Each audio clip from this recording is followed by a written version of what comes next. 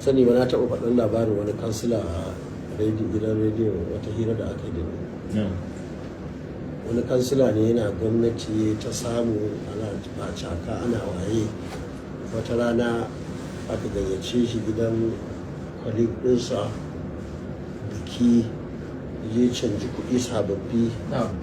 aka dinga ya je sai an yi aita abin da leki kuɗi na zuba iska na ɗauka sababbi kar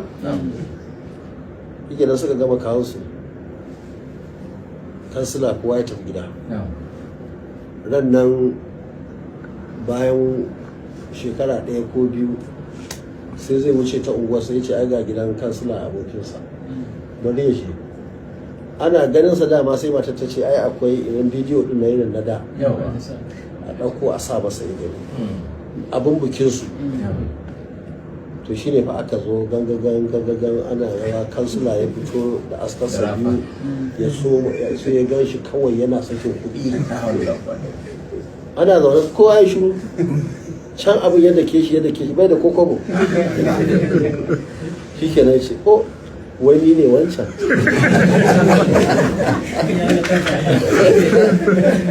you couldn't believe cewar wai shi ne can yake ta zubar da kudi suna zuba a kafa ko kwabo to duk wannan darasi ne in ka samu ba ne ce ka je ka yi ashirar da kuma ba kuma wanda ya ce ka tafi ka je ka rabar da su amma kuma lallai karka ce za ka cika gaba sai ka ba wasu wata sana'a in kana yi in ka ci riba ka a kasuwa ka zo sai ka kulle gidanka in ma'aikacin gwamnati ne ran da wata aka biya ka in ba kai ka faɗa ba ma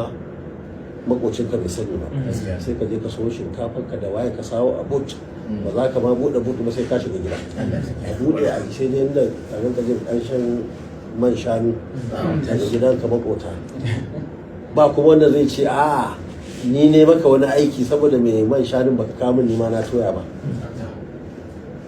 amma na siyasa ba yadda za ka yi ka toya man shanu a gidanka makotanka suna ji musamman ko sun san da ba ka toya man shanu sai wannan kara kake ko ku a'a ka je ka so farar kasa duk angoku a rigar ku duk ka shafe ta fari far daga nesa ana hango gidanka gidan mutane dukun kai baka ce da su komai ba to musamman yanzu da kun karɓi mulki a lokacin talauci wani abu ma fa ba zuwa za a ce da kai wane kawo ba a'a a unguwar taku ne za a zo wani ya gaya maka zai wuce ya ce wallahi daga gidan wani nake kwanan su uku su ɗora tukunya ba shi ba shi ne ya zo ya faɗa ba ba za ka ce ƙarya kake wani ne ya zo ya gaya maka kuma shi ba lalle ne ma ya gaya maka dan ka bashi ba ya gaya maka ne dan ka san irin wahalar da ake ciki don kana da imanin kana da kwanan masara ko wani abu sai ka dauka sai ka tura musu ka ce a kai masa shi ɗora ka ga wannan kana zaune ne ka ji labari wani shi zai zo ya gaya ma bai ɗora ba ko bai ɗora ɗin ba to dole ku sai kun yi handilin ɗin abubuwa yadda ku kuke kusa da jama'a ya bambanta da har ma ni ɗin da muke sama na ga dama yau zan kulle can ce kowa ya zo a gama bana nan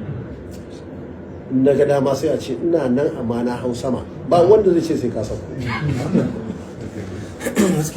tabbaci na ga dama gobe ma ce kar kowa ya zo nan kuma an kun zo a gaya muku na ban fito ba me za ku yi ba abin da za ku kuma watakila ma sai ku mun uzuri watakila ma ko baya jin daɗi watakila ma ko kaza wannan bai sa a faɗa ba amma kai ƙofar gidanka dubu zurfin gidana ko ihu kake yawa zan jo ba zan jo ba ma san ka zo ba da tana ma ka ce ka yi ihu na jiyo amma na abin nan na ƙi yadda ka saboda haka ku je kun samu dama ku ne Allah ne ya baku kuka yi shanu ne sila amma abinda kuke bukata shine management din abinda kake da shi yau domin gobe mu da muka samu dama tun da shekaru masu yawa da suka wuce manajin ɗin damar muka har muka zo yanzu we are still relevant a Kano, we are still relevant a Arewa, we are still relevant a Nigeria. So management sai kun yi avoiding mistake. In kai mistake wani dan tuntube ne kula ba sai ka kwana 20 kana ciwon kafa amma sai warke sai ka ci gaba da wani sai gutsu ne maka dan yatsa ya daina ciwo amma kowa ya gani wanda ya zama dan yatsan ka dubu dan yatsan ka ashe uku ne da kai wani mistake ma sai a ɗauke wuyanka musamman irin na siyasa mutane da yawa sun yi mistake yanzu suka fito kamar sun kashe kansu sun yi suicide